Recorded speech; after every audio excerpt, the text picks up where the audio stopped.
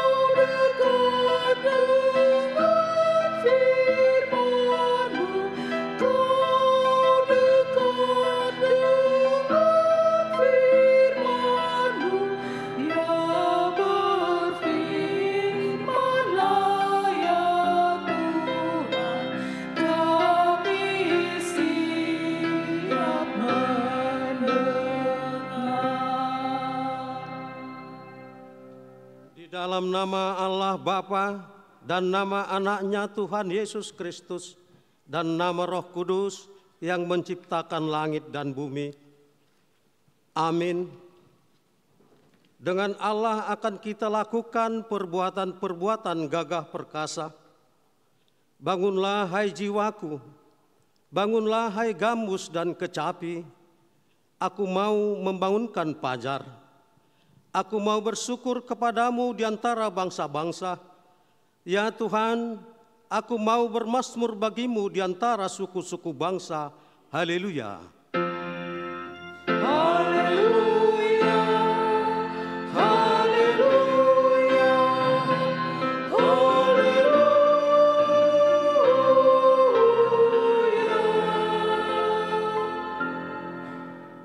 Kita berdoa. Ya Tuhan Allah, Bapa kami yang di surga, berilah kepada kami hati yang kudus, pikiran yang baik dan jiwa yang sungguh melakukan pekerjaan yang baik.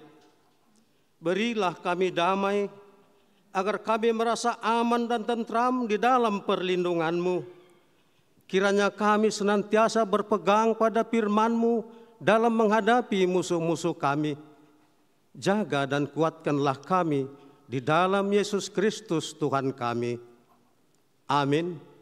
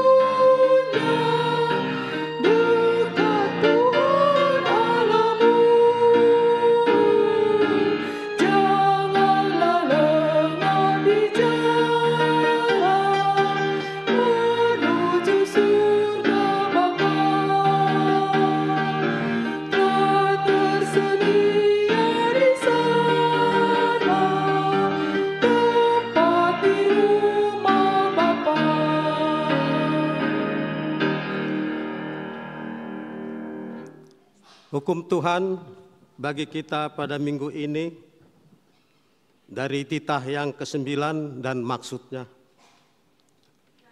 Titah ke-9, jangan mengucap saksi dusta terhadap sesamamu manusia. Maksudnya adalah kita harus takut serta kasih kepada Allah. Sebab itu janganlah kita mendustai, mengkhianati, memfitnah, maupun bersaksi palsu serta merendahkan martabat sesama manusia. Kita harus saling melindungi dan menyatakan hal-hal yang baik saja mengenai sesama manusia apabila belum nyata dan jelas diketahui kesalahannya. Demikian hukum Tuhan. Mari kita memohon kekuatan dari Tuhan untuk melakukan hukum-Nya. Ya Tuhan, kuatkanlah kami melakukan yang sesuai dengan hukum-Mu. Amin.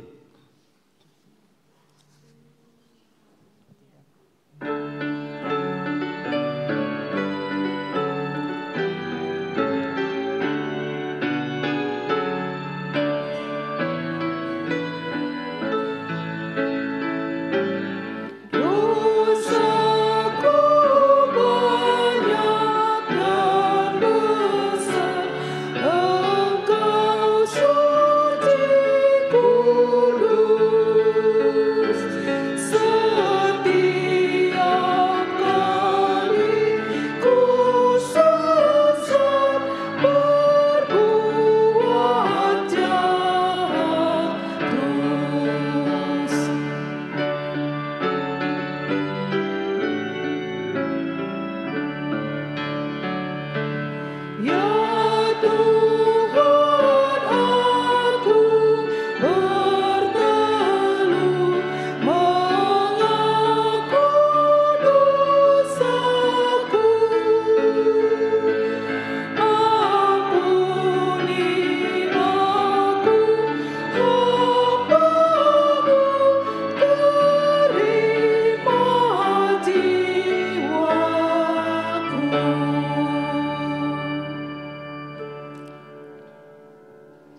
Marilah kita merendahkan diri di hadapan Tuhan untuk mengaku dosa kita.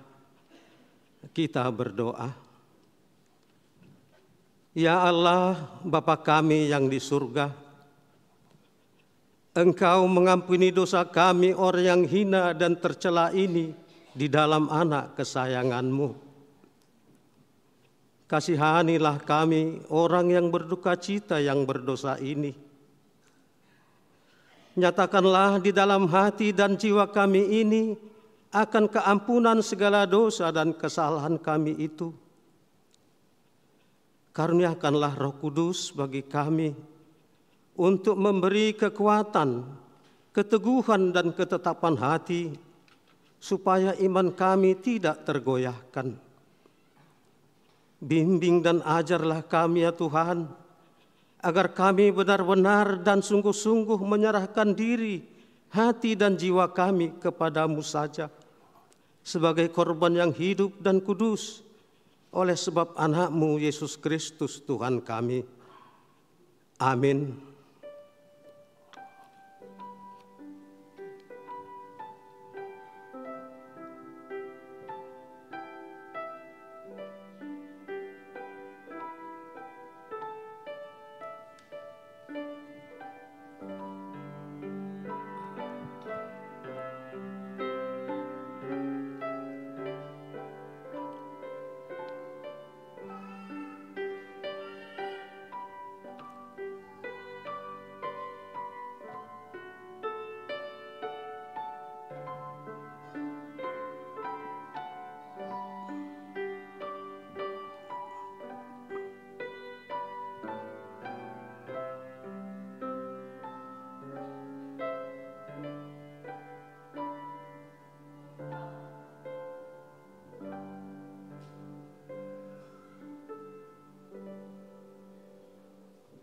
Dengarlah janji Tuhan tentang pengampunan dosa. Tetapi Dia tertikam oleh karena pemberontakan kita. Dia diremukkan oleh karena kejahatan kita.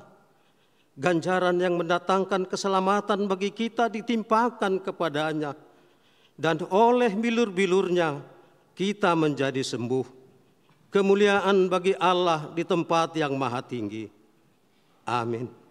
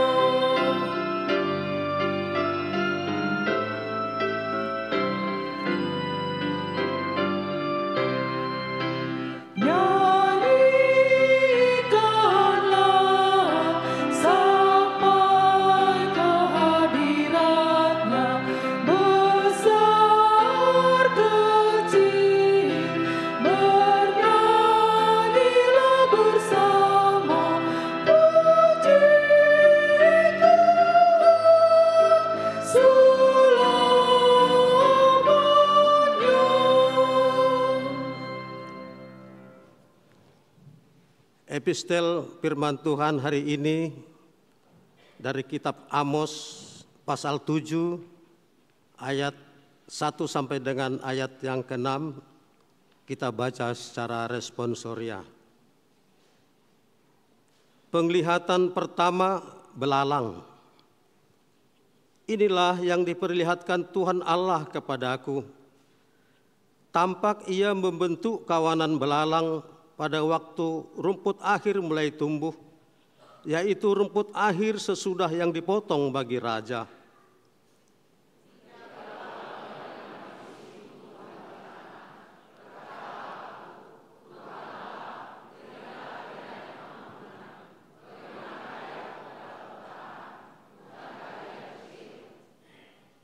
maka menyesallah Tuhan karena hal itu.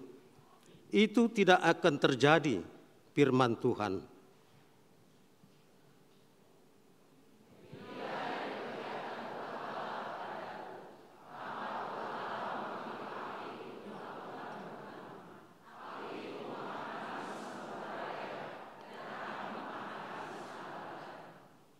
Lalu aku berkata, Tuhan Allah, hentikanlah kiranya.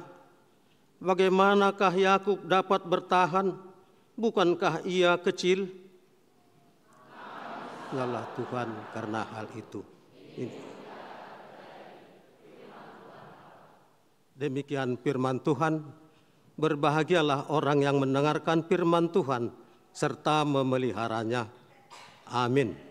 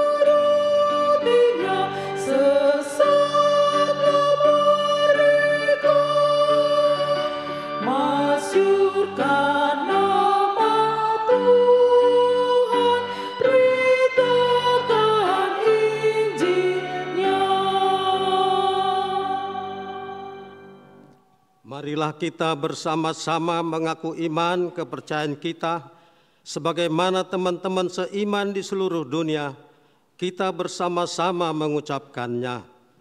Aku percaya kepada Allah, Bapa yang Maha Kuasa, Khalik langit dan bumi.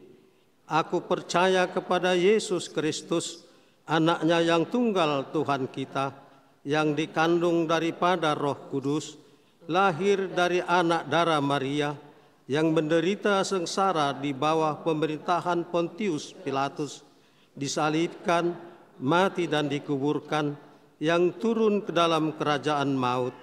Pada hari yang ketiga, bangkit pula dari antara orang mati, naik ke surga, duduk di sebelah kanan Allah, Bapa yang Maha Kuasa.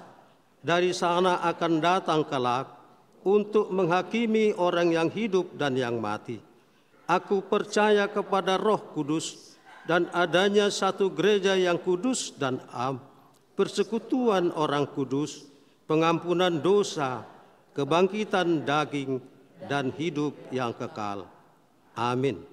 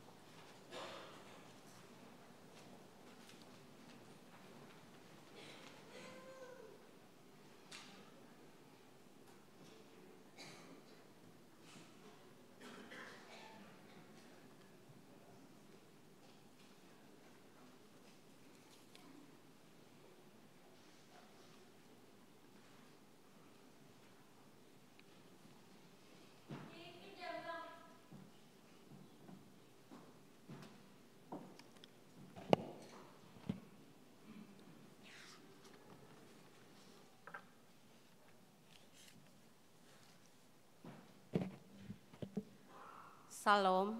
Shalom. Selamat hari Minggu buat kita semua. Kami akan membacakan Warta Jemaat Minggu ke-7 setelah Trinitatis 14 Juli 2024. Topik khotbah berani menyuarakan kebenaran. Nomor 1, nama minggu. Nama minggu hari ini adalah Minggu ke-7 setelah Trinitatis, yang artinya ketritunggalan Allah. Yang kedua, kelahiran. Pada hari Jumat, tanggal 5 Juli 2024, telah dikaruniakan Tuhan seorang anak laki-laki bagi keluarga Togu Mangara Huti Hutagalung, Elizabeth Deborah Boru Pasaribu. Alamat Jalan Perdagangan nomor 29 Bintaro, Banjar Bintaro Perdagangan, NPJ 1966, ibu dan anak yang baru lahir dalam keadaan sehat. Kiranya Tuhan memberkati anak tersebut menjadi sukacita di hadapan Tuhan dan orang tuanya. Yang ketiga, baptisan kudus. Pada hari ini, Minggu, tanggal 14 Juli 2024, pukul 10.30 WIB, dilaksanakan baptisan kudus bagi 5 orang anak, 2 anak laki-laki dan 3 anak perempuan dari 5 keluarga jemaat HKBP Kebayoran Lama. 1. Claire Gavrila Elisafa, putra dari keluarga Jonathan, Ade Putra Sitanggang, Pevi Jurika Boru Sihombing, Banjar Rempoa Ciputat, NRV 2021.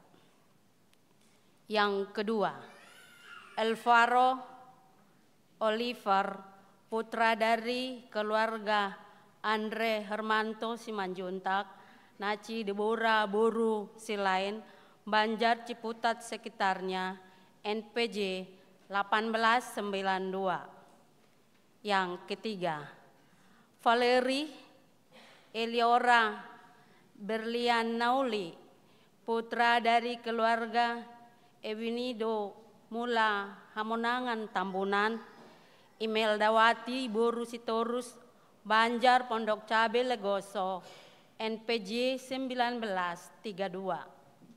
Yang keempat, Maurah Krisela, putri dari keluarga Martua Marianto Sihombing, Monika Kristina Boru Panjaitan, Banjar Bintaro Kodam Depsos, NPJ 1987.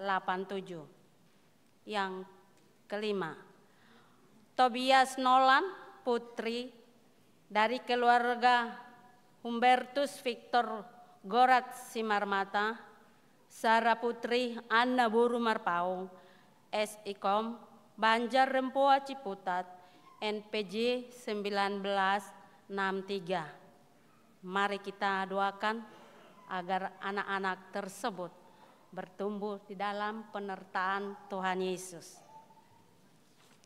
Yang keempat, jemaat pindah. Mulai hari ini, Minggu tanggal 14 Juli 2024, telah pindah ke anggotaan jemaat, yaitu keluarga Rinfas Taruliasi Sihaloho, Bernadetta Helena Sarito Boru Tagalung, beserta dengan 2 orang anak, 1 putra dan 1 putri, Banjar Bintaro Jaya, NPJ 1914. Pindah jemaat ke HKBP Ebenezer, Resort Parung, Distrik 28, Deboskap. Tuhan Yesus memberkati. Yang kelima, jemaat baru. mulai hari ini Minggu tanggal 14 Juli 2024 telah diterima menjadi anggota Jemaat HKBP Resort Kebayoran Lama, yaitu keluarga Prianto Sitorus, Theodora Lestari Boru Sirait bersama 1 orang putranya datang dari Gereja HKBP Lumban Lobu Distrik 4 Toba, alamat Jalan Beton A10 nomor 10 Pondok Jaya, Pondok Aren, Tangerang Selatan, masuk Banjar Bintaro Jaya, NPJ 2041. Selamat beribadah di Gereja HKBP Kebayoran Lama. Tuhan Yesus memberkati. Yang 6. Jemaat dalam status pengembalaan. Mulai hari ini Minggu, tanggal 14 Juli 2024, telah diterima masuk menjadi jemaat dalam status pengembalaan Ruas Parguru, yaitu keluarga Noveni Benora Boru Napitupulu beserta dengan 1 orang putranya bernama John Kevin datang dari Gereja GPIB Depok, alamat Kampung Duku RT 02 RW 05 Kebayoran Lama. Nomor 7. Dikenakan RPP Siasat Gereja. Mulai hari ini Minggu, tanggal 14 Juli 2024, dikenakan RPP Siasat Gereja dan tidak terdaftar lagi sebagai anggota Jemaat HKBP Kebayoran Lama kepada Ruben Sitepo, tanggungan dari keluarga Pontius F. Sihombing, Desimat Pita Boru Simatupang, Banjar Ciputat sekitarnya, NPJ 495, karena menikah di Gereja Betani Binjai tanpa sepengetahuan gereja.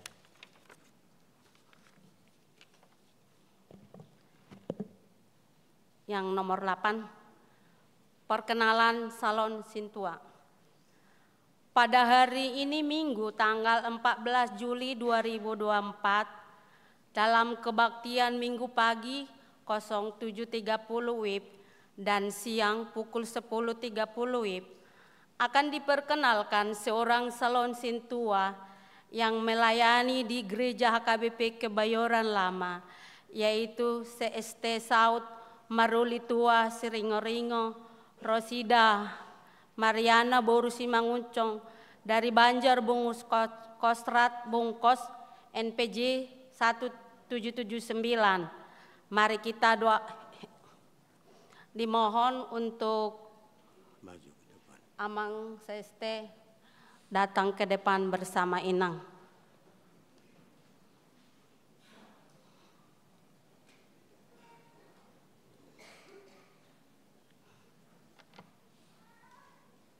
Dimohon untuk kembali ke tempat. Marilah kita doakan agar calon sintua yang baru dapat melayani Tuhan dengan taat dan setia. Tuhan Yesus memberkati. Nomor 9, Sermon Lamsia. Dilaksanakan pada hari Rabu, tanggal 17 Juli 2024, pukul 9.30 WIB, bertempat di Aula Sopo Praja lantai 2, yang dipimpin oleh Amang Pendeta Weslin B. Delimunte STH. Dengan ini dihimbau kepada punguan Lamsia untuk datang menghadiri sermon tersebut. Sermon Ama, nomor 10, sermon Ama. Dilaksanakan pada hari Jumat, tanggal 19 Juli 2024, pukul 19.00 WIB, di tempat Sopo Praja lantai 1, dipimpin oleh Amang Pendeta Weslin B. Delemunte STH, dengan kepada punguan Ama untuk datang menghadiri sermon tersebut. Sermon Remaja nomor 11. dilaksanakan pada hari Sabtu tanggal 20 Juli 2024 pukul 10 WIB bertempat di Konsistori yang dipimpin oleh Amang Pendeta Weslin B. Delimunte STH. Dengan ini dihimbau kepada anak remaja untuk datang menghadiri sermon tersebut. Retreat Sekolah Minggu, nomor 12, Retreat Sekolah Minggu. Kegiatan retreat sekolah minggu untuk kelas 5 dan 6 SD, kelas remaja dan kelas prasidi dengan tema aksi aktif kreatif, santun dan inisiatif dipimpin oleh Amang Pendeta Surya BE Lumbanturuan STH dan dinampingi kategorial Amang Sintua JH Pasaribu ST. Dilaksanakan pada 1. hari Sabtu dan Minggu tanggal 20 dan 21 Juli 2024. 2 lokasi di Villa Ratu, Desa Pancawati, Caringin, Kabupaten Bogor. 3. Pembicara Bang Joshua Manuru, Pendeta HKBP Kebayoran Lama dan Pendeta Non HKBP atau PGI. 4. Games dan beribadah dan sukacita bersama. Untuk pendaftaran dapat menghubungi 1 Kak Lina Simatupang, nomor HP 081298578935. 2 Kak Joyce Sihaan, nomor HP 0815816813. 3 serta guru sekolah minggu kelas masing-masing. Tuhan Yesus memberkati retreat sekolah minggu HKBP Kebayoran Lama. Yang 13, pendataan anak asuh. Sehubungan dengan akan diberikannya bantuan untuk anak asuh dari tingkat sekolah SD sampai SMA serta perguruan tinggi dengan IPK 3.0, maka dengan ini sedang dilakukan pendataan dari Dewan Diakoni, Seksi Diakoni bersama dengan Sintua Banjar untuk ditetapkan sebagai penerima bantuan anak asuh. Yang ke-14, Kompen Distrik. Kompen Distrik Pelayanan Penuh Waktu dan Keluarga CHKBP Distrik 8 DKI Jakarta akan dilaksanakan pada hari Senin tanggal 15 Juli 2024 pukul 9.00 WIB bertempat di Gereja HKBP Ramangun, Jakarta Timur.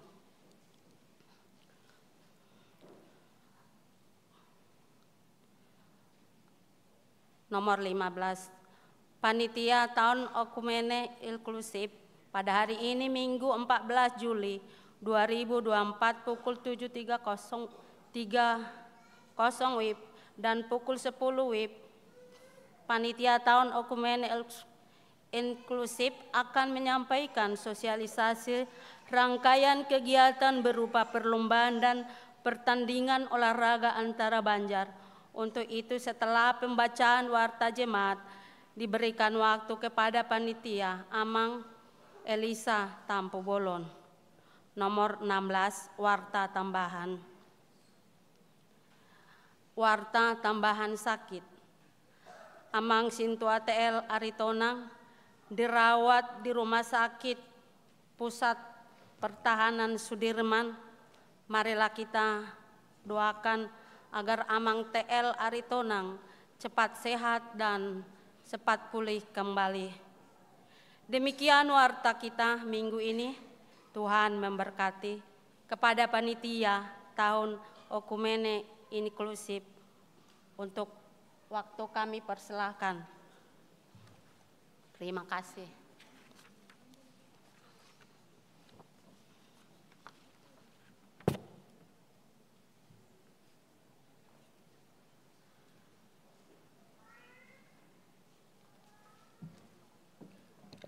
Shalom.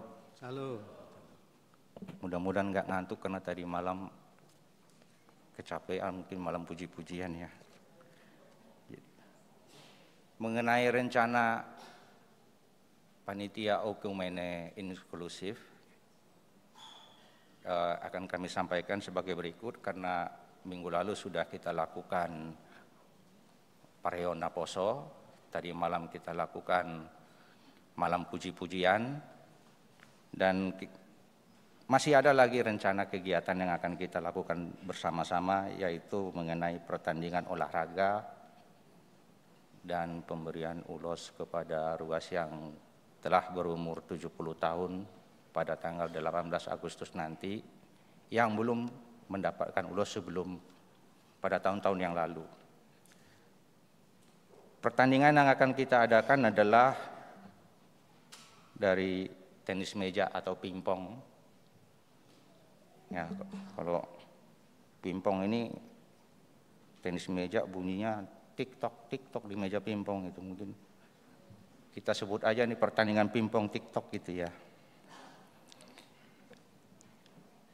Setiap tim akan terdiri dari 2 orang, bisa pria wanita atau wanita. Nah, selanjutnya kita akan mengadakan juga pertandingan badminton. Kita tidak mengadakan pertandingan tunggal ya, pertandingannya selalu ganda atau tim. Itu terdiri dari putra-putra, putra-putri atau putri-putri.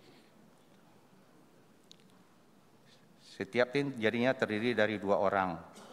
Dan setiap Banjar juga bebas mengirimkan berapa tim, sepanjang itu memang terdiri dari 2 orang.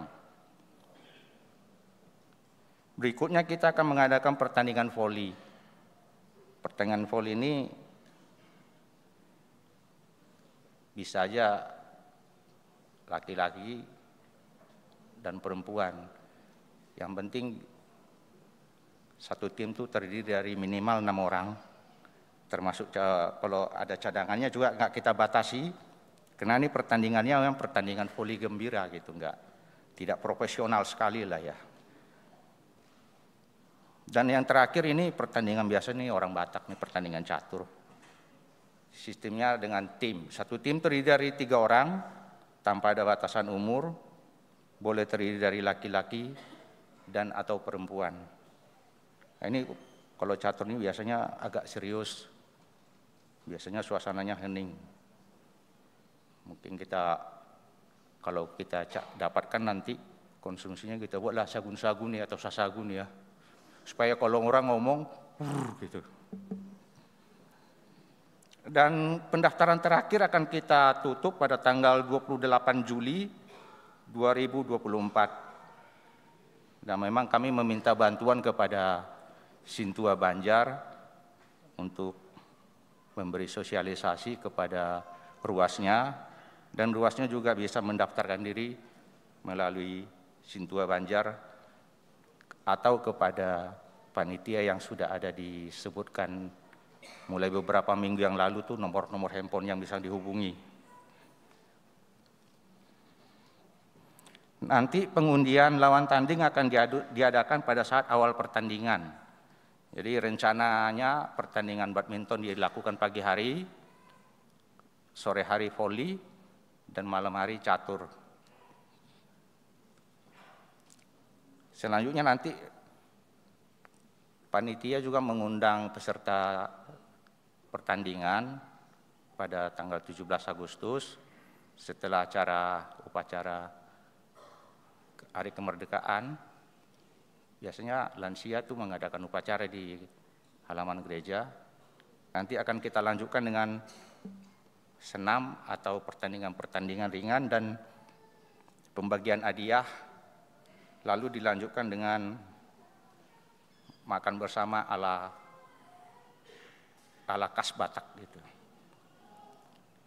Tak lupa jadi di akhirnya nanti kami akan meminta bantuan Sintua Banjar juga memberikan data-data seperti yang saya sebutkan tadi yang sudah berumur 70 tahun ya. Seperti yang sudah kita lakukan beberapa tahun terakhir, ruas yang sudah berumur 70 tahun akan kita berikan ulos. Mungkin itu saja yang akan bisa kami sampaikan. Tak lupa kata orang Batak, pinasan disiatar, godang rambu-rambuna, nak pewotik ataki, saya godang ngapi nasahat. Nah, mau lihat ya Horas.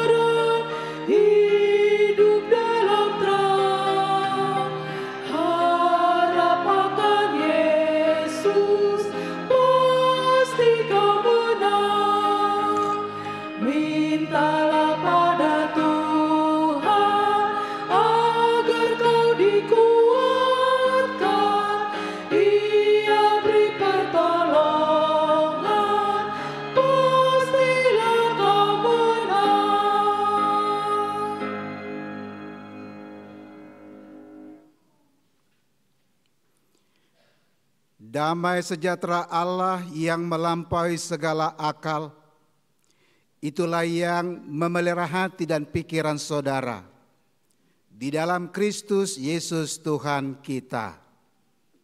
Amin. Shalom. Selamat hari Minggu untuk kita semuanya. Mari kita mendengarkan firman Tuhan pada siang hari ini yang diambil dari Injil Markus pasal 6 ayat 14 sampai dengan ayat 29. Markus pasal 6 ayat 14 sampai ayat 29. Saya akan bacakan untuk kita, mari kita ikuti bersama-sama. Ayat 14, Raja Herodes juga mendengar tentang Yesus, sebab namanya sudah terkenal, dan orang mengatakan, Yohanes Pembaptis sudah bangkit dari antara orang mati, dan itulah sebabnya kuasa-kuasa itu bekerja di dalam dia. Yang lain mengatakan, dia itu Elia. Yang lain lagi mengatakan, dia itu seorang nabi, sama seperti nabi-nabi yang dahulu. Waktu Herodes mendengar hal itu, ia berkata, bukan, dia itu Yohanes yang sudah kupenggal kepalanya dan yang bangkit lagi. Sebab memang Herodeslah yang menyuruh orang menangkap Yohanes dan membelenggunya di dalam penjara berhubung dengan peristiwa Herodias, istri Filipus saudaranya, karena Herodes telah mengambilnya sebagai istri. Karena Yohanes pernah menegur Herodes, tidak halal engkau mengambil istri saudaramu. Karena itu Herodias menaruh dendam pada Yohanes dan bermaksud untuk membunuh dia, tetapi tidak dapat, sebab Herodes segan akan Yohanes karena ia tahu bahwa Yohanes adalah orang yang benar dan suci, jadi ia melindunginya. Tetapi apabila ia mendengarkan Yohanes, hatinya selalu terombang-ambing, namun ia merasa senang juga mendengarkan dia. Akhirnya tiba juga kesempatan yang baik bagi Herodias, ketika Herodes pada hari ulang tahunnya mengadakan perjamuan untuk pembesar-pembesarnya, perwira-perwiranya, dan orang-orang terkemuka di Galilea. Pada waktu itu anak perempuan Herodias tampil lalu menari, dan ia menyukakan hati Herodes dan tamu-tamunya. Raja berkata kepada gadis itu, minta daripadaku apa saja yang kau ingini, maka akan kuberikan kepadamu. Lalu bersumpah kepadanya, apa saja yang kau minta akan kuberikan kepadamu, sekalipun setengah dari kerajaanku. Anak itu pergi dan menanyakan ibunya, apa yang harus kuminta? Jawabnya, kepala Yohanes Pembaptis.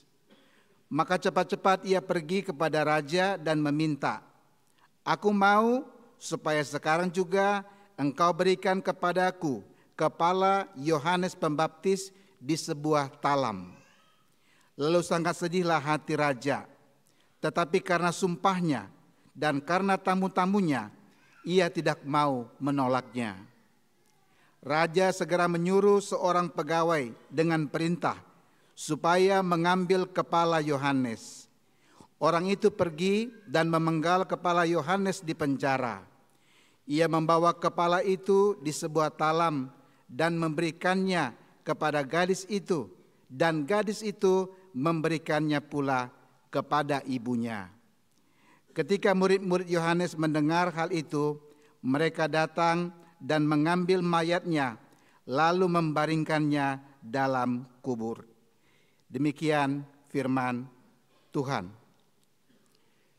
Saudara-saudara yang dikasihi Tuhan Yesus, topik khotbah kita hari ini mengajak kita supaya berani menyuarakan keadilan. Berani menyuarakan keadilan.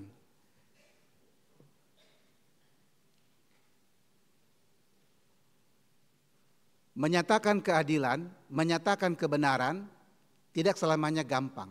Itu bukan perkara yang mudah. Karena kita tahu untuk berani menyuarakan kebenaran, menyatakan keadilan dan kebenaran itu ada sebuah harga yang harus dibayar. Karena itu ada ungkapan yang mengatakan jujut gabe sisogodo halak namadok nasitong. Jujut gabe sisogo halak namadok nasitong. Namadok natikos.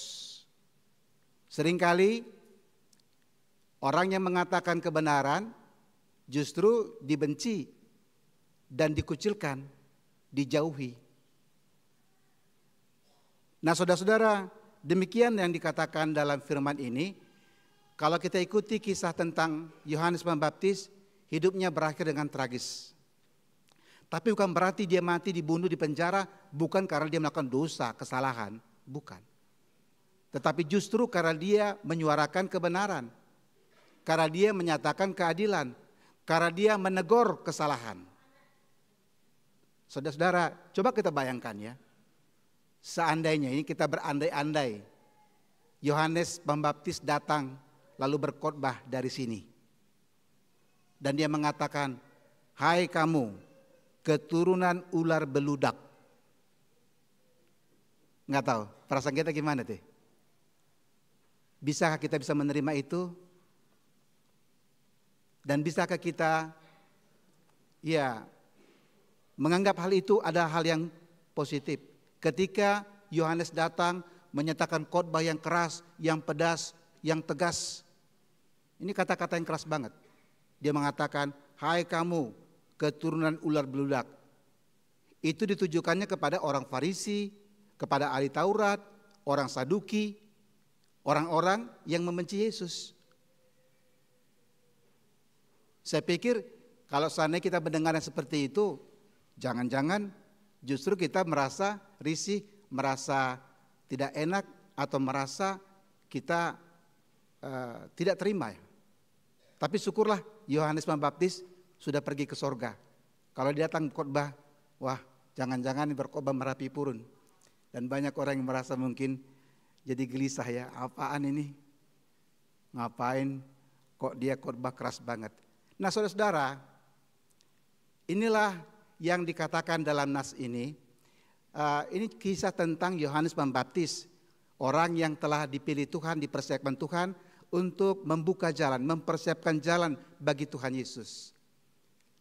Dia seorang yang dikatakan dalam nas ini, dia orang yang suci, orang yang benar, tapi justru hidupnya menderita sengsara.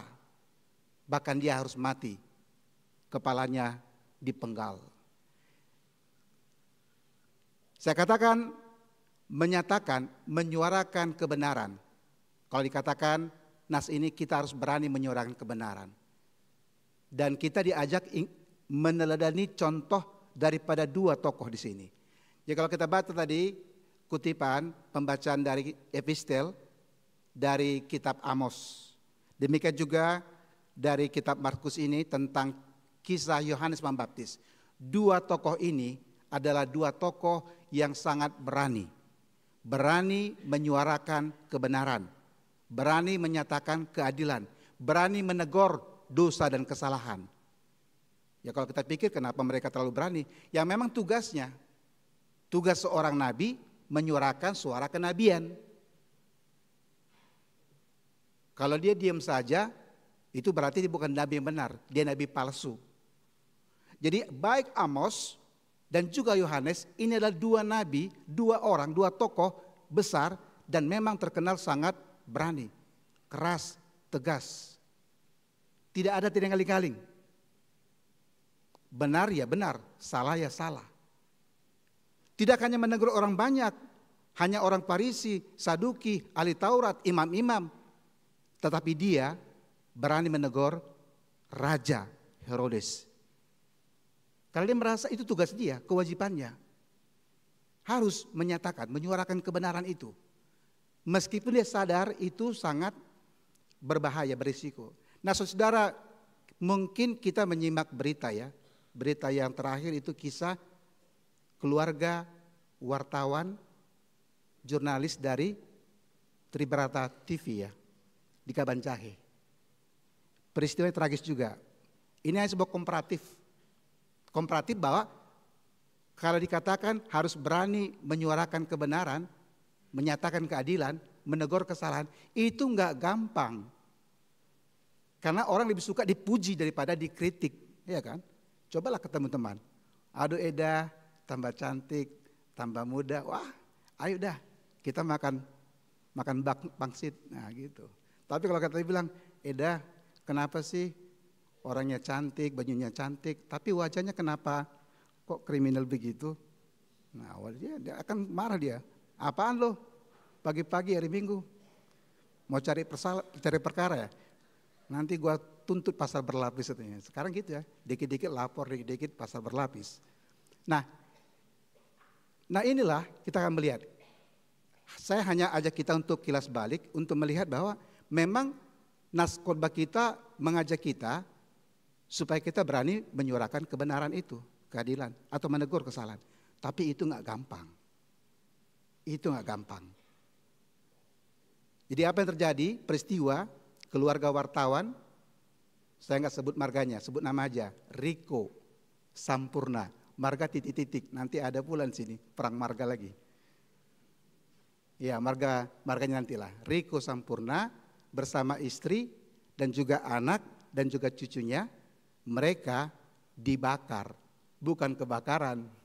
Kalau kebakaran karena konsleting ya itu accident ya. Tapi ini sebuah pembunuhan berencana. Peristiwanya pada hari Kamis tanggal 27 Juni. Pukul 003 dini hari. Jadi wartawan ini, jurnalis TV Tribrata TV ini, ya akhirnya dieksekusi, dibakar hidup-hidup di rumah. Ya, Bapak Riko Sampurna bersama ibu, bersama dengan anak dan cucunya, mereka dibakar hidup-hidup. Rumahnya habis. Nah kita berpikir kenapa itu terjadi? Kalau kita ikuti berita ya masih dalam proses ya. Karena ini agak sedikit sangat sensitif dan sangat politis. Karena apa yang diberitakan oleh Bapak Riko Sampurna ini adalah dia memposting, dia membuat berita tentang adanya praktek perjudian yang ternyata ya diduga. Nanti kalau dibilang gitu marah Pak Hotman Paris. Saya katakan diduga karena belum ada keputusan. Diduga dibakingi oleh oknum aparat hukum. Sampai sekarang masih berproses, masih bergulir. Karena ini masalah serius. Nah. Saudara-saudara kita lihat, kalaupun saudara Riko Sampurna itu dengan berani, dengan lugas, dengan tegas, berani mengatakan kebenaran itu, tapi risikonya dia harus mempertaruhkan nyawa. Bukan hanya dia, memang dibantai. Dibantai. Sebenarnya alat-alat, bukti-bukti, fakta-fakta, saksi ada, CCTV juga ada. Cuma masalahnya yang diberitakan, ini ada lokasi judi yang dibacking oleh oknum. Nah ini oknum dari Kesatuan. Nah ini persoalannya. Jadi mungkin agak sedikit susah karena polisi juga agak pakewuh juga, ini antar instansi ini, nanti dua instansi bisa bentrokan. Yang mau kita katakan, yang mau kita lihat adalah ternyata untuk dikatakan berani menyuarakan kebenaran itu bukan sesuatu yang gampang. Ada harga yang harus dibayar. Lalu kalau begitu apakah kita harus menyatakan kebenaran? Bapak Ibu dan Saudara, Yesus pernah mengatakan demikian. Jika ya, katakanlah ya. Jika tidak, Katakan tidak. Lain daripada itu berasal dari si jahat. Jadi kita diperhadapkan pada sebuah pilihan. Kita harus berani menyuarakan kebenaran. Tidak ada gray area. Orang Kristen nggak boleh bayang-bayang, abu-abu, manamak-namak, nggak bisa. Katakan ya jika ya, katakan tidak jika tidak. Meskipun kita tahu itu pasti punya risiko. Inilah yang terjadi pada Yohanes Pembaptis. Mengapa Yohanes Pembaptis dikurung di penjara, ditangkap dan dipenjarakan oleh Herodes? Itu karena tuntutan istrinya yang bernama Herodias. Jadi Herodias memaksa suaminya Herodes supaya menangkap, memenjarakan Yohanes di kurungan. Karena apa? Karena Yohanes Pembaptis dengan berani, dengan jelas, dengan tegas, dengan lantang, dengan terbuka, dia datang ke istana. Oh, dia bukan orang banci, dia orang yang berani. Dia datang, dia berhadapan face to face, dan dia menegur kesalahan Herodes. Karena Herodes sudah bertindak seperti yang maha kuasa, bukan lagi yang maha mulia, bukan yang mulia tapi yang maha kuasa. Begitu banyak dosa-dosa, kejahatan, kesalahan Herodes ini. Tidak ada yang berani menegur. Karena mereka tahu Herodes ini adalah raja yang kejam. Tapi Yohanes tidak takut. Dia datang menegur. Dia katakan tadi dalam ayat ini, apa yang dikatakan oleh Yohanes Pembaptis. Teguran dan juga peringatan kepada Herodes. Ayat yang ke-18. Tidak halal engkau mengambil istri saudaramu. Tidak halal engkau mengambil istri saudaramu. Nah, saudara-saudara, kisah ini agak panjang, tapi saya coba jelaskan secara garis besar, karena ada nama-nama yang mirip di sini. Ada namanya Herodes, ada namanya Herodias. Ini siapa ini? Nah, jadi begini, secara sederhana. Kalau kita ingat dulu, ketika Yesus lahir, Raja Herodes yang agung memerintahkan untuk membunuh semua anak-anak di bawah 2 tahun. Karena dia mendengar berita laporan bahwa telah lahir seorang raja menjadi rivalnya. Siapakah Raja Herodes Agung itu? Itu adalah ayah daripada Raja Herodes Antipas. Jadi Herodes yang dikatakan di sini itu anak Raja Herodes yang agung, yang dulu memerintahkan pembunuhan anak-anak di Bethlehem. Jadi Raja Herodes di sini adalah Raja Herodes Antipas, anak dari Raja Herodes yang agung, yang pada waktu kelahiran Yesus dulu. Raja ini punya beberapa orang anak. Di sini disebutkan 2 orang anak. Anak yang pertama namanya Raja Herodes Antipas. Dan dia berkuasa menjadi raja di wilayah Galilea. Itu wilayah yang luas, Galilea. Dia punya saudara. Saudaranya disebut dengan nama Raja Herodes Filipus.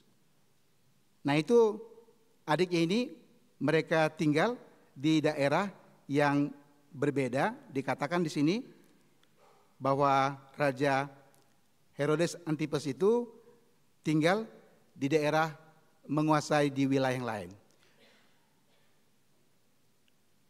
Raja Herodes Filipus, adik daripada Raja Herodes Antipas ini, memiliki istri namanya Herodias. Yang pasti cantik dong. Karena diperebutkan antara abang adik. Antara abangnya Herodes Antipas dengan Herodes Filipus. Jadi semula Herodias adalah istri adiknya. Istri Raja Herodes Filipus. Tapi moralitas raja-raja pemimpin mereka memang sudah bobrok.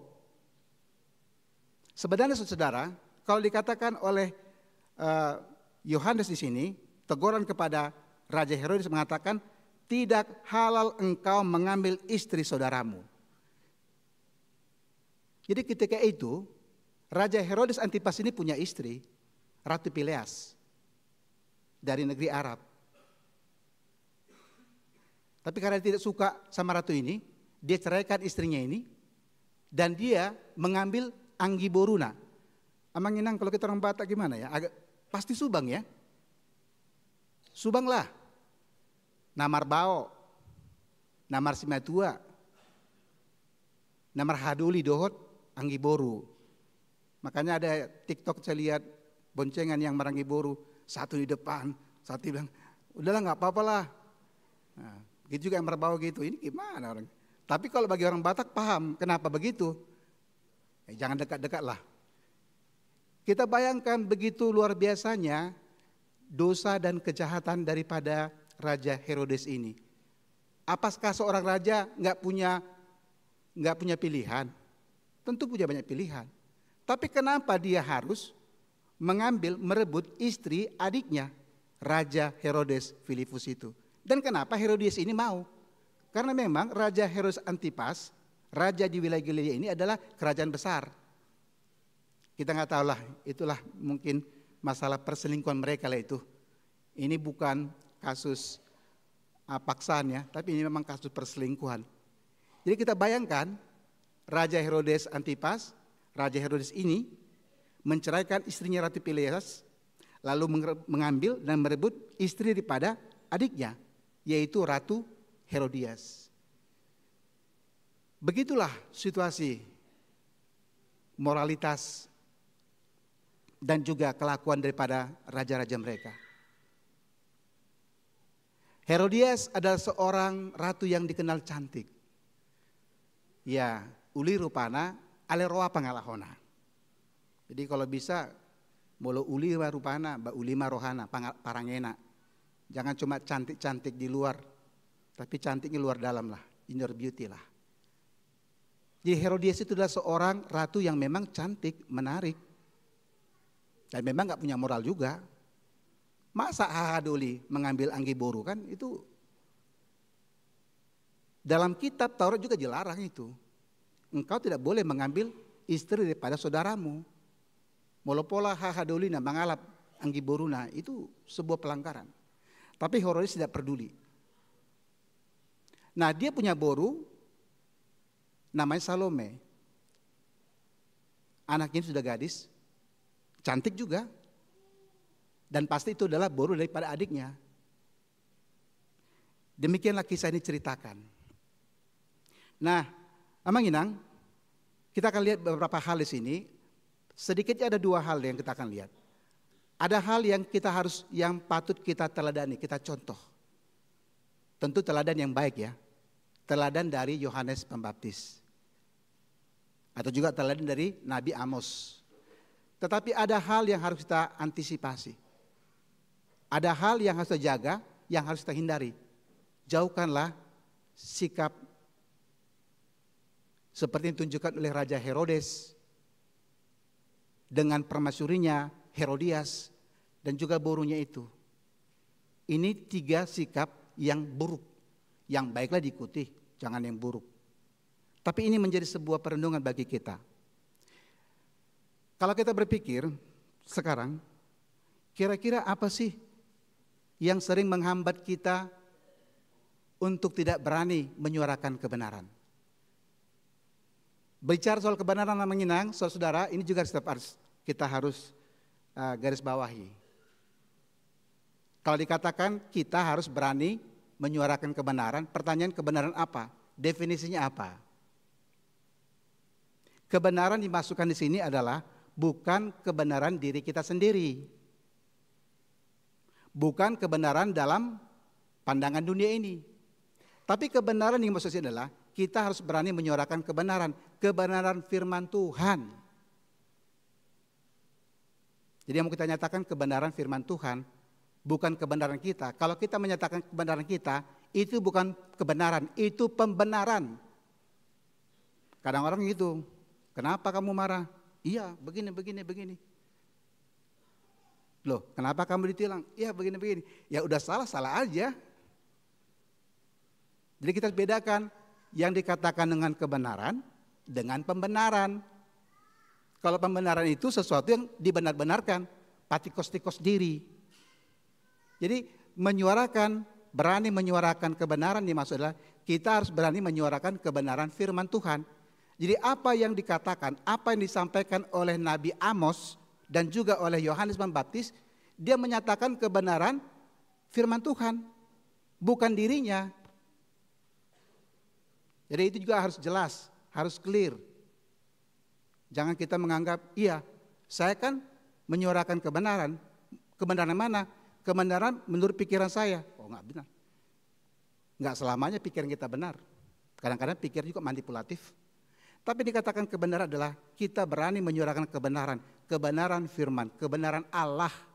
Bukan diri kita, bukan kebenaran orang, bukan kebenaran secara definisi duniawi ini. Tapi kebenaran Allah. Jangan salah memahami. Banyak orang yang menuntut dan juga memperjuangkan kebenaran, tapi kita nggak tahu kebenaran mana, harus jelas. Saudara, kita kembali ke nats ini. Kira-kira apa saja yang sering membuat orang itu gagal atau tidak berani untuk menyuarakan kebenaran? Ternyata ada beberapa faktor. Ada beberapa faktor yang membuat orang cenderung untuk tidak berani menyuarakan kebenaran itu. Yang pertama, faktornya itu faktor budaya. Jadi hal yang pertama kenapa orang sering tidak berani menyuarakan kebenaran itu karena faktor budaya. Apa budayanya? Budaya sungkan.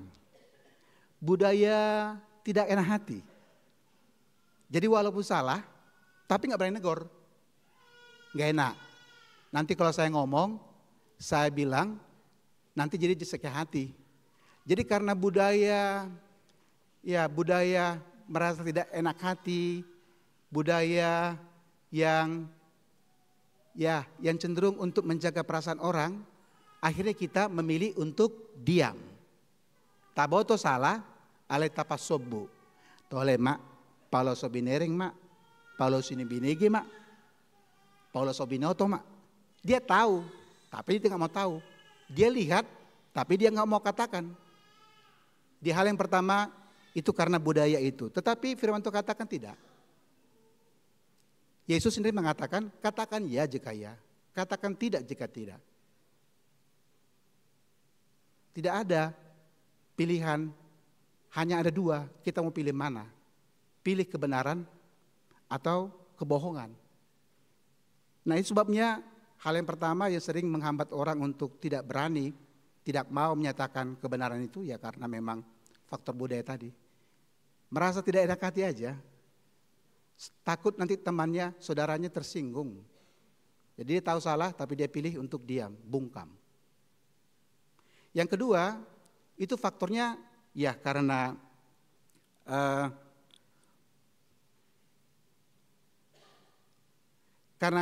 takut akan menerima risiko. Nah saudara, peristiwa yang terjadi di Kabanjahe itu, wartawan yang dihabisi itu, dieksekusi, dibakar kayak sate gitu. Itu apa artinya? Banyak orang yang memilih untuk diam, bungkam, dan tidak berani menyuarakan kebenaran karena takut. Takut adanya ancaman, takut karena adanya intimidasi, takut karena adanya risiko kehilangan nyawa. Jadi kenapa orang yang tidak berani menyuarakan kebenaran? Ya karena takut risiko. Yang ketiga, kendala yang ketiga itu kenapa ada orang yang tidak berani atau tidak mau menyuarakan kebenaran? Karena tidak peduli. Enggak peduli. EGP, emang gue pikiri. Lalu gue tanya, lo kamu gak peduli? Kamu kan tahu, kamu lihat, kamu dengar. Ngapain repot-repot? Gak ada untung buat saya. EGP, emang gue pikiri. Nah ini faktor ketiga, rasa tidak peduli. Nah saudara, firman Tuhan katakan pada kita, kita harus meniru contoh keteladanan yang diberikan oleh Yohanes Pembaptis di sini. Sama dengan teladan dari Nabi Amos. Dia berani menyatakan, berani menegur. Bukan hanya sebagian, semua orang dari semua kalangan. Dari kalangan bawah sampai kalangan atas. Yang penting menegur memang berdasarkan kebenaran, jangan ngada-ngada. Nah, kalau ngada-ngada itu fitnah, pencemaran nama baik nanti. Tapi ya menegur karena ada fakta dan datanya. Dan dia menegur berdasarkan firman Tuhan. Saudara, kita perhatikan sekarang di sini apa yang dilakukan oleh Yohanes di sini. Dia berani menyatakan kebenaran, meskipun dia sadar risikonya, dia akan menerima ancaman, intimidasi, penyiksaan, bahkan dia harus mati dengan kepala dipenggal dalam penjara itu. Meskipun menyuarakan kebenaran itu sesuatu yang sangat sulit, yang penuh dengan risiko, tapi bukan berarti kita harus diam. Jadi contoh teladan dari Yohanes di sini, ataupun dari Nabi Amos mengatakan, kita harus berani bersuara, speak up, jangan diam, katakan yang benar itu. Kalau itu diterima atau tidak terima itu nomor 2. Tapi tugas kita harus menyatakan kebenaran itu. Tetapi kebenaran yang memang kebenaran yang hakiki sejati. Kebenaran yang berdasarkan kepada firman Tuhan. Bukan kebenaran pikiran kita sendiri. Nah karena itu kita harus berani menyatakan kebenaran itu. Meskipun kita paham itu penuh dengan risiko.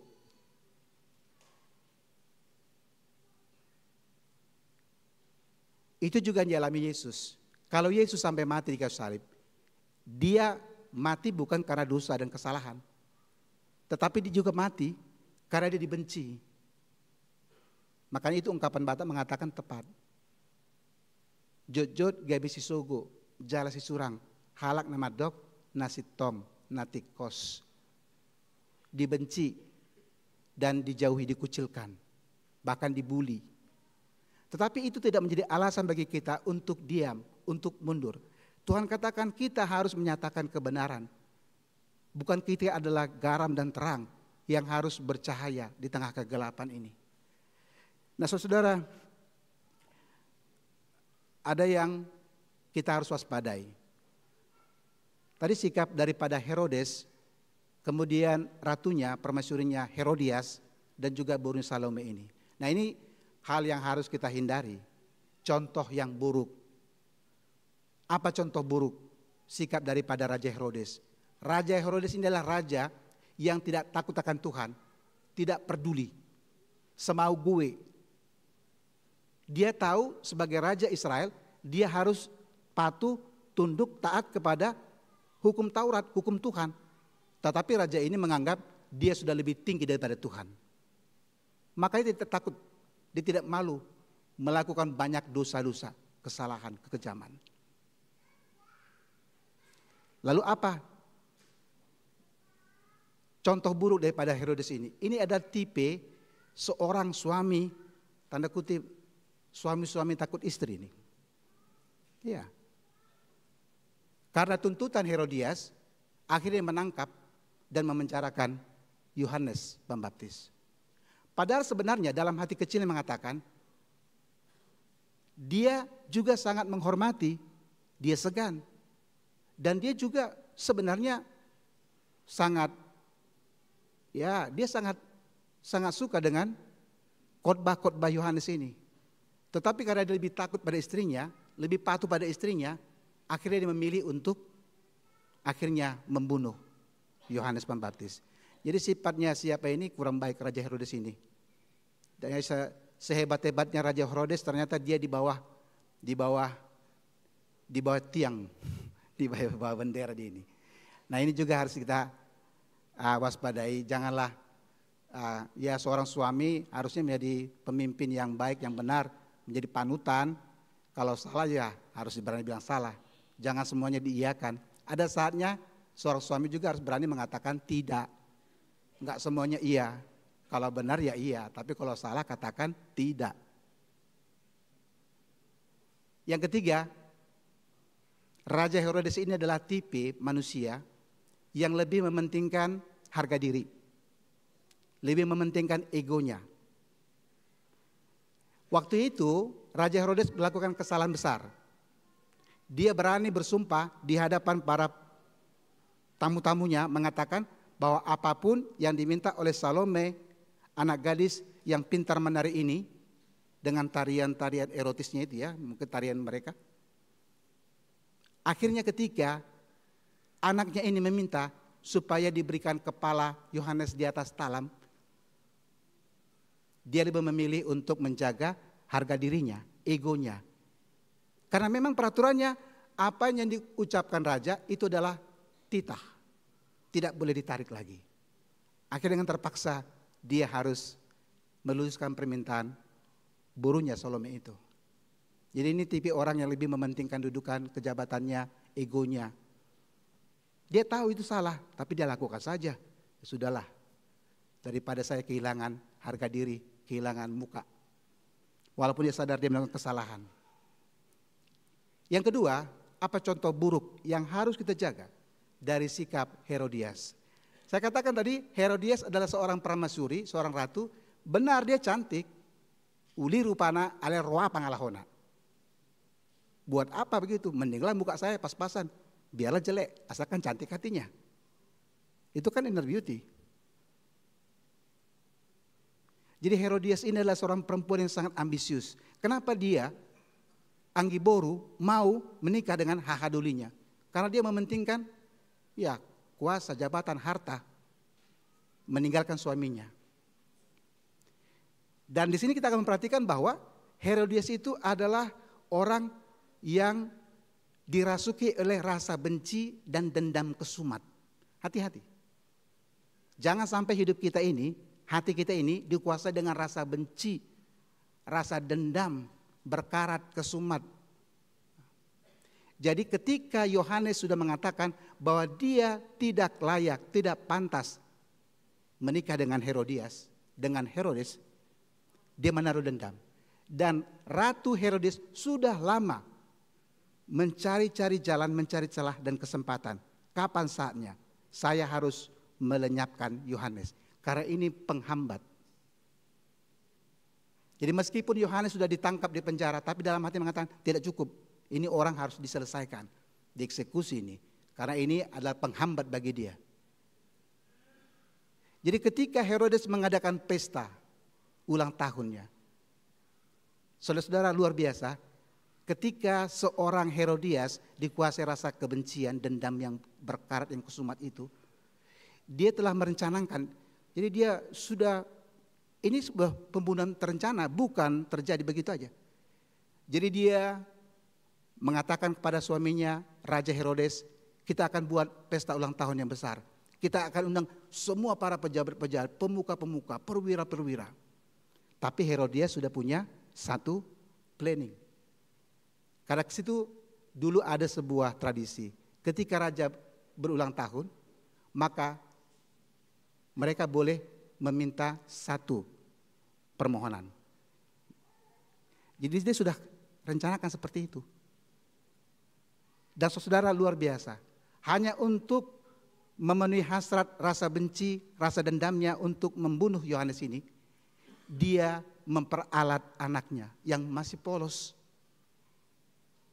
Kalau anak disuruh menari, manortor, dengan tarian Timur Tengah itu, kita tahulah, tidak usah sebut, ya, udah di hati itu, namanya tarian mereka lah itu, seperti ular. Itu bukan pekerjaan seorang putri raja. Itu pekerjaan para budak, hamba-hamba. Tapi Herodias sengaja menyuruh borunya, anaknya perempuan itu, untuk tampil menari di hadapan raja dan pembesar. Karena dia tahu putrinya ini cantik, putrinya ini pandai menari dan memikat hati. Dan dia yang mendapat satu tiket, minta satu permintaan pada raja pada hari ulang tahun. Jadi memang luar biasa, dia memperalat dan dia mengorbankan anaknya ini. Amang Inang, secara khusus kepada orang tua yang akan baptis ya, kita belajar di kasus ini Herodias ini. Sebagai orang tua, mari kita mengajarkan anak kita yang baik, yang benar. Jadi anak yang takut akan Tuhan, anak yang berhikmat, anak yang berani menyatakan kebenaran. Jangan kita mengajarkan sesuatu yang tidak baik. Unang memehon nasalah. Karena itu akan jadi racun. Ya, kalau kita mengajarkan hal yang buruk, hal yang salah, itu akan merusak anak kita dan masa depannya. Jadi jangan contoh seperti Herodias. Tega banget dia. Dia memperalat anaknya, ya, dia peralat anaknya. Dia mengorbankan anaknya, dia ngajari anaknya nggak benar. Jadi kepada Amang Inang, orang tua yang akan baptis, ya ini awalnya kita akan mengajar kita terus, berilah, ajar anak kita itu. Bimbinglah mereka dengan ajaran dari Tuhan itu, dari firman Tuhan itu.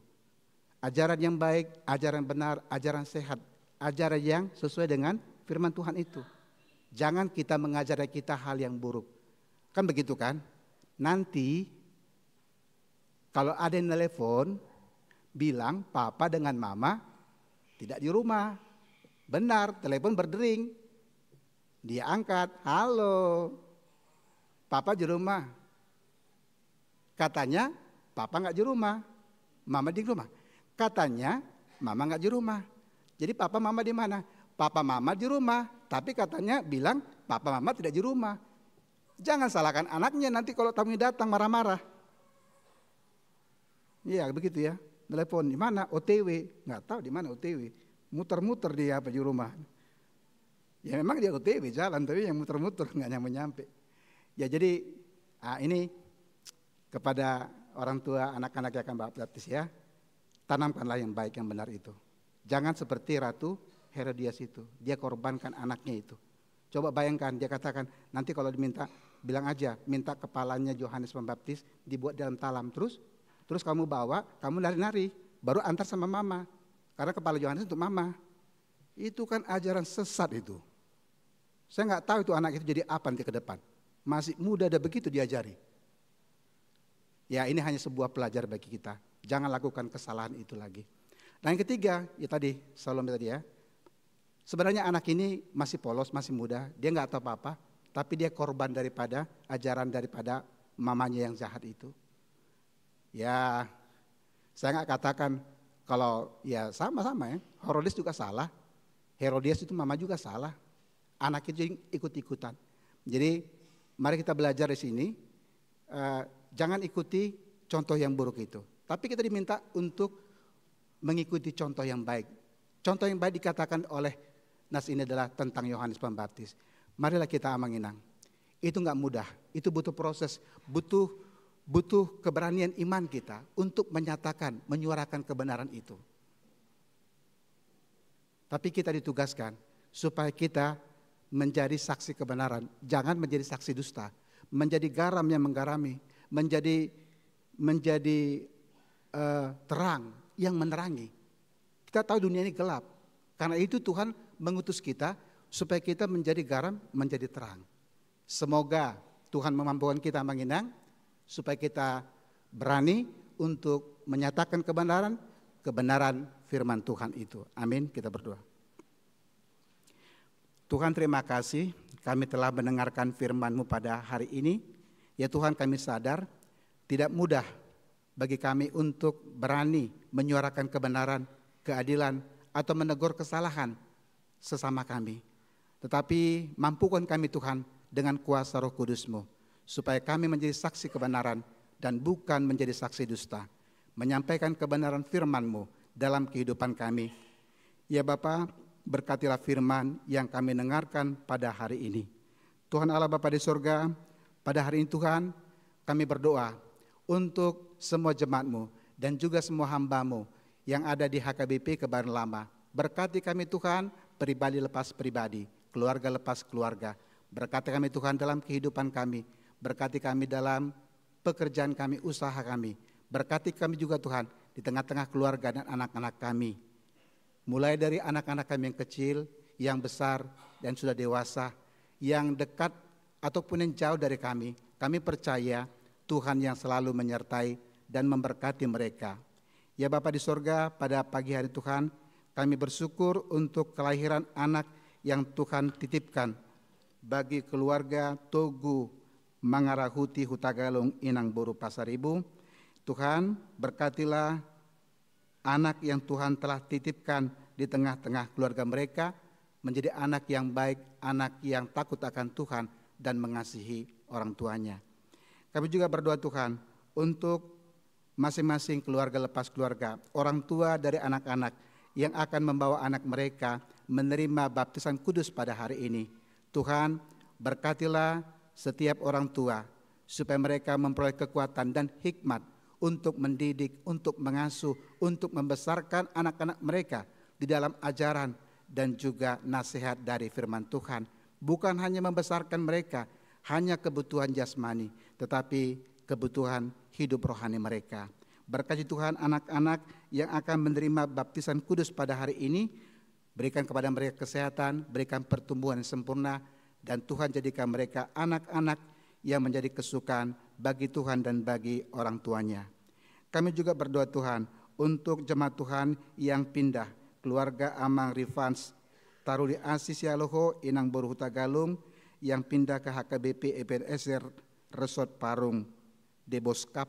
Tuhan berkati mereka Tuhan di tempat gereja mereka yang baru menjadi jemaat yang hidup dan yang aktif. Kami juga berdoa juga Tuhan untuk jemaat yang baru yang diterima di HKBP Kebayoran Lama, keluarga Amang Frianto Sitorus Inang Boru Sirait. Tuhan berkati mereka bersama dengan satu orang putra mereka yang datang dari HKBP Lumban Lobu Distrik 4 Toba. Tuhan berkati mereka dalam kehidupannya, dalam pekerjaannya, dan juga tengah-tengah keluarga mereka. Kami juga berdoa Tuhan untuk jemaat-Mu Tuhan yang menjadi ruas Parguru, keluarga Inang Noveni Benora Boru Napitupulu bersama putranya. Tuhan berkati mereka supaya mereka dapat menjadi jemaat yang hidup, jemaat yang aktif, dan jemaat yang takut akan Tuhan.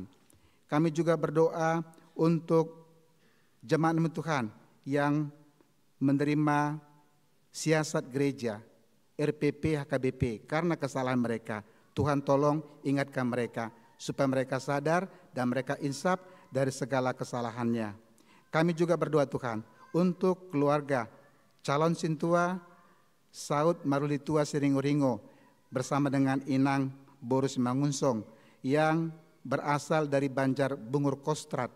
Tuhan, kami bersyukur, kami bersuka cita karena Tuhan yang telah memanggil Amang Siringo-ringo menjadi calon sintua di tengah-tengah gereja-Mu. Kiranya Roh Kudus yang selalu memimpin Amang kami menjadi hamba yang baik, yang taat, yang setia melayani Tuhan. Kami juga berdoa Tuhan untuk semua pelayanan, baik pertanyaan Banjar, baik sermon-sermon kategorial di gereja-Mu ini. Secara khusus Tuhan, kami juga berdoa untuk jemaat-Mu yang dalam keadaan sakit. Tuhan, begitu banyak Tuhan jemaat yang sakit, yang dirawat di rumah sakit, dirawat di rumah, ataupun kami yang hadir bersama-sama di dalam gereja pada saat hari ini. Secara khusus Tuhan kami berdoa untuk Amang TL Aritonang yang saat ini dirawat di rumah sakit Sudirman. Tuhan, kami juga berdoa untuk hamba-Mu Amang Sintua Refain Pakpahan yang juga dalam proses perobatan. Bapa di surga, biarlah Tuhan Engkau yang menjamah tubuh setiap jemaat-Mu yang sakit, Engkau yang mengangkat segala sakit penyakit, Engkau yang memberkati semua tangan-tangan dokter dan juga obat-obat yang mereka konsumsi, sehingga semua Tuhan menjadi kesembuhan bagi mereka. Kami percaya Tuhan adalah tabib di atas segala tabib, tabib yang ajaib. Ya Tuhan, kami juga bersuka cita, kami bersyukur untuk ulang tahun umur yang panjang yang Tuhan berikan bagi jemaat-Mu dalam 1 minggu ini. Tuhan tambahkan umur yang panjang, tambahkan berkat yang berlimpah, tambahkan sukacita dan damai sejahtera, sehingga mereka dapat mengisi hari-hari hidup mereka untuk kemuliaan Tuhan saja. Kami juga bersyukur untuk keluarga lepas keluarga yang merayakan ulang tahun perkawinan mereka. Tuhan, Engkau yang selalu memberikan sukacita, berkat yang berlimpah di tengah-tengah keluarga lepas keluarga, supaya mereka dapat hidup rukun, hidup damai, penuh dengan kasih. Ya Tuhan, saat ini kami akan melaksanakan baptisan kudus kepada anak-anak di jemaat-Mu ini. Biarlah Tuhan Engkau yang hadir dan Engkau yang membimbing baik orang tua dan juga anak-anak yang akan menerima baptisan. Sebentar itu Tuhan, kami akan kembali pulang dari rumah-Mu. Kiranya Tuhan menyertai dan Tuhan mengantar kami ke rumah kami dengan sehat. Terima kasih Tuhan, terpuji Engkau dalam Kristus Yesus. Amin. Kita bernyanyi sambil memberi persembahan.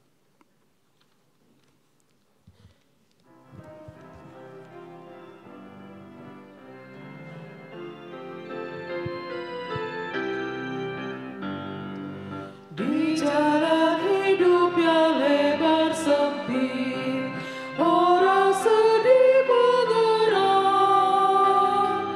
Tolong mereka yang dalam gelap, bawalah sinar terang.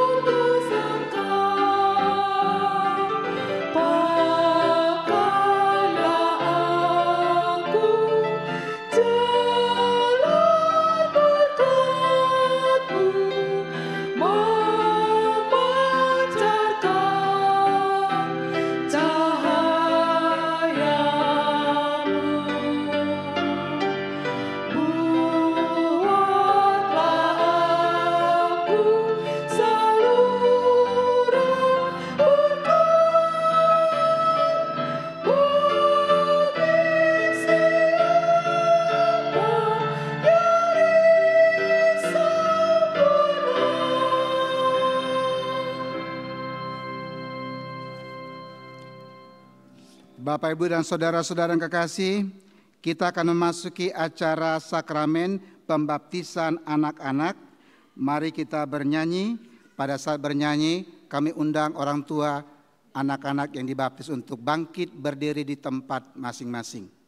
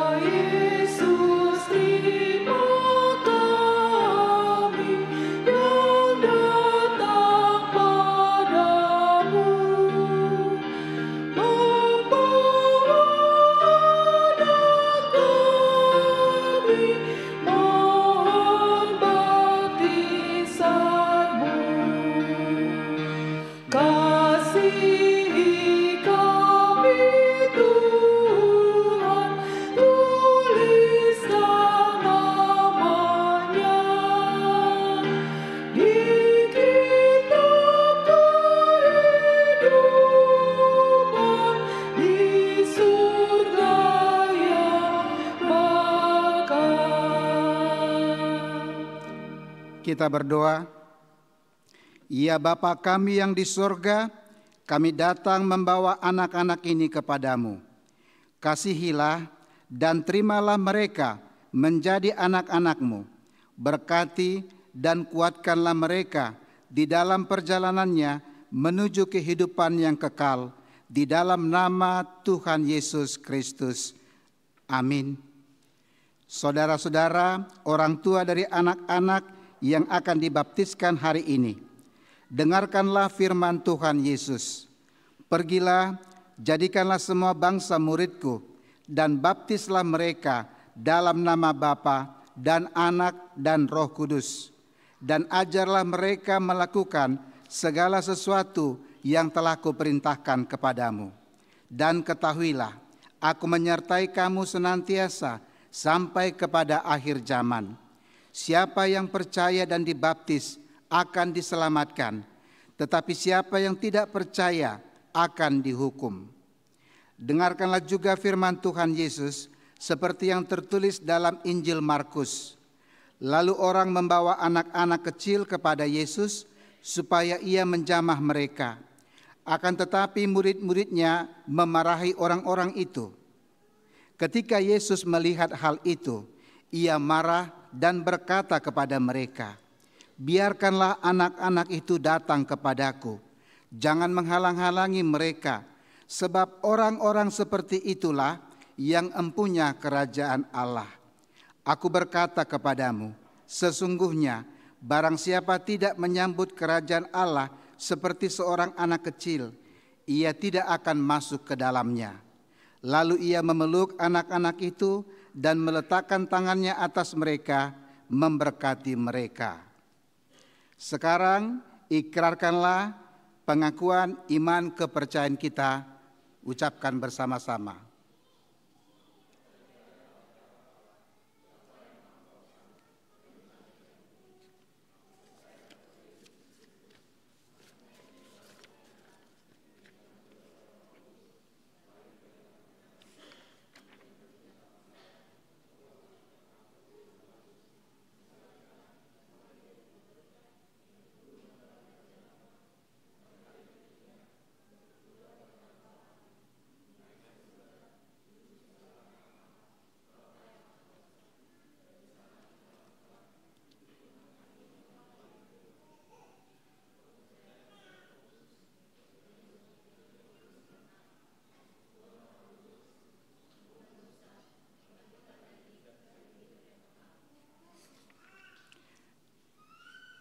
Sekarang jawablah pertanyaan-pertanyaan ini.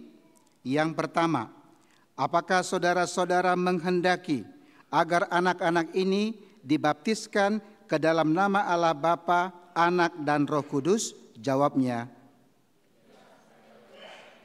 2. Apakah saudara-saudara bersedia membimbing anak-anak ini agar mereka mengetahui dan melakukan firman Allah? Jawabnya. 3.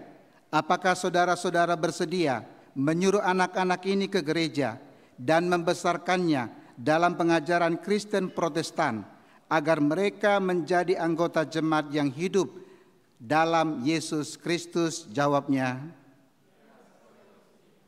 jika demikian, marilah kita menyerahkan mereka kepada Tuhan melalui pembaptisan kudus. Silakan datang ke depan masing-masing keluarga.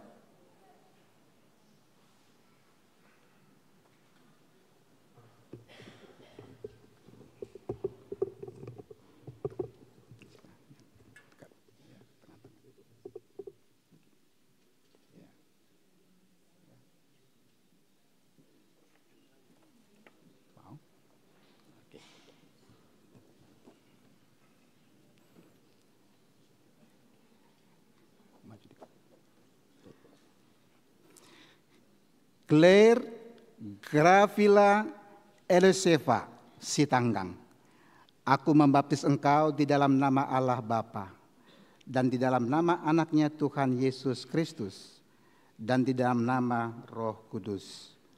Amin. Tuhan memberkati engkau pada saat memasuki kerajaannya sampai selama-lamanya. Amin.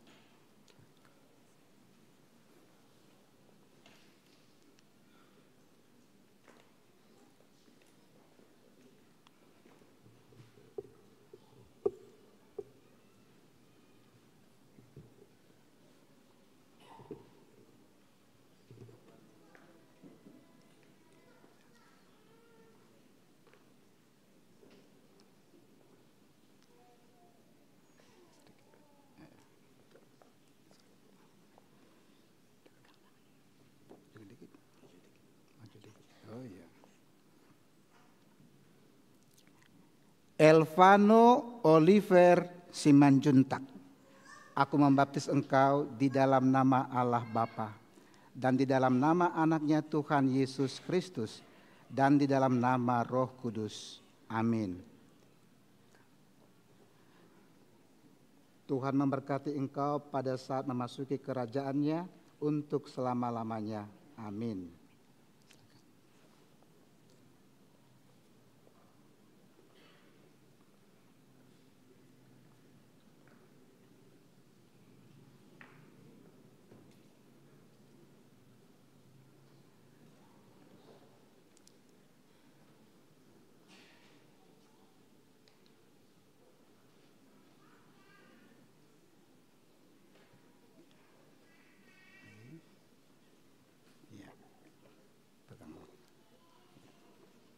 Boleh? Ya, oke.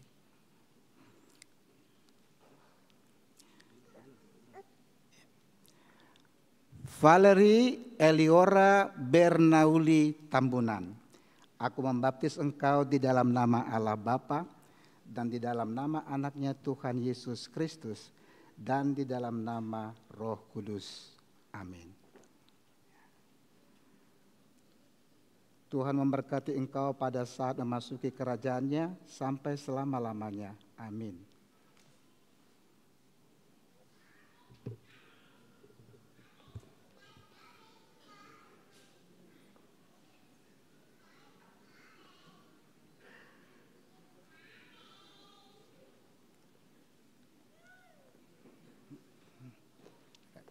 Di tengah-tengah sedikit. Iya, oke. Boleh buka bendonya?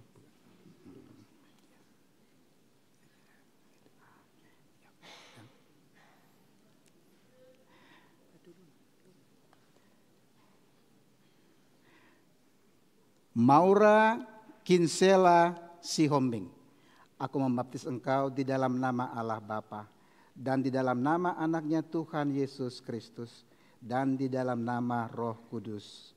Amin. Tuhan memberkati engkau pada saat memasuki kerajaannya sampai selama-lamanya. Amin.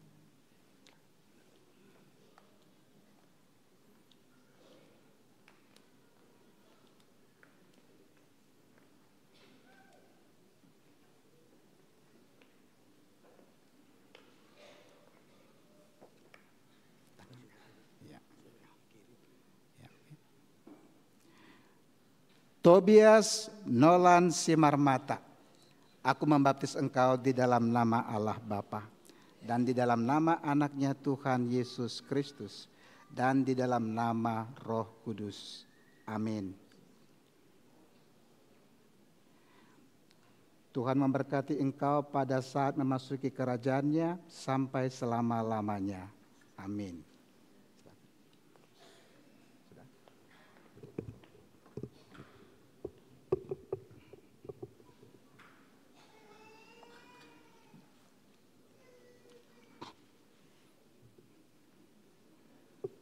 Kami mengundang orang tua yang sudah baptis untuk berdiri di tempat, kita akan berdoa.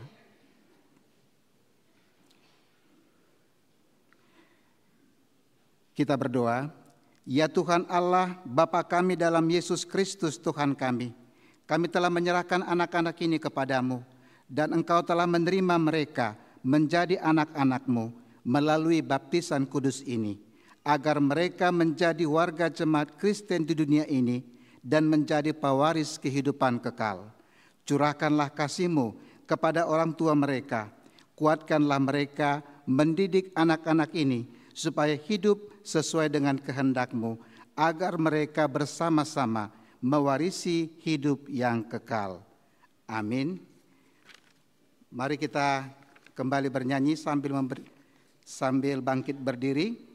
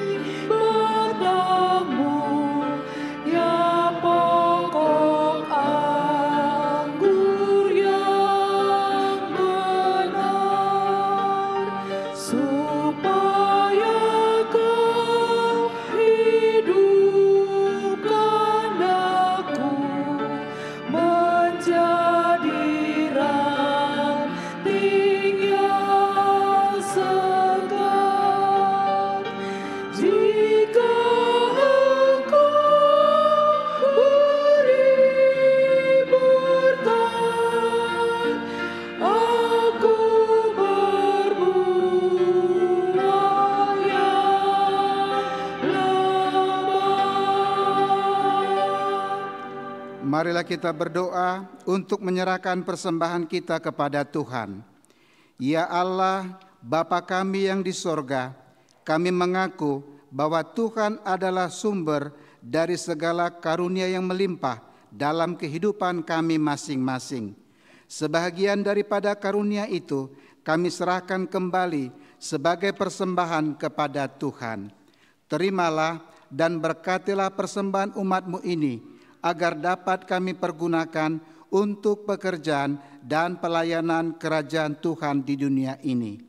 Bukalah hati kami untuk mengenal betapa banyak berkat dan karunia yang kami peroleh dari Tuhan, supaya kami senantiasa bersyukur kepadamu.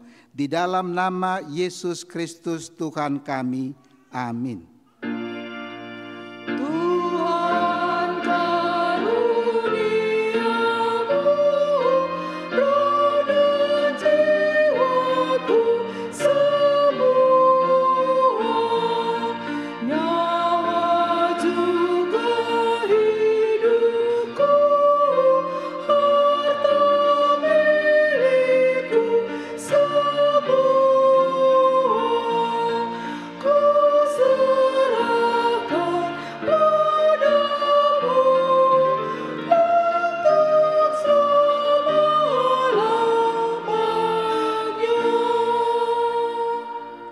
Bapa kami yang di sorga, dikuduskanlah nama-Mu, datanglah kerajaan-Mu, jadilah kehendak-Mu di bumi seperti di sorga. Berikanlah kami pada hari ini makanan kami yang secukupnya, dan ampunilah kami akan kesalahan kami, seperti kami juga telah mengampuni orang yang bersalah kepada kami. Dan janganlah membawa kami ke dalam percobaan, tetapi lepaskanlah kami daripada yang jahat. Engkau punya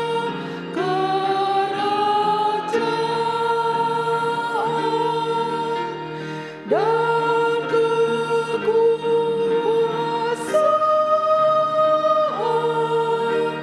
dan kemuliaan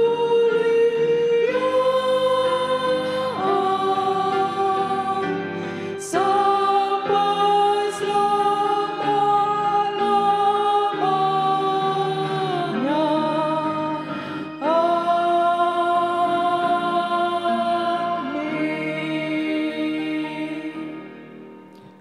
Pulanglah dengan sejahtera dan terimalah berkat Tuhan. Tuhan memberkati engkau dan melindungi engkau. Tuhan menyeri engkau dengan wajah-Nya dan memberi engkau kasih karunia. Tuhan menghadapkan wajah-Nya kepadamu dan memberi engkau damai sejahtera.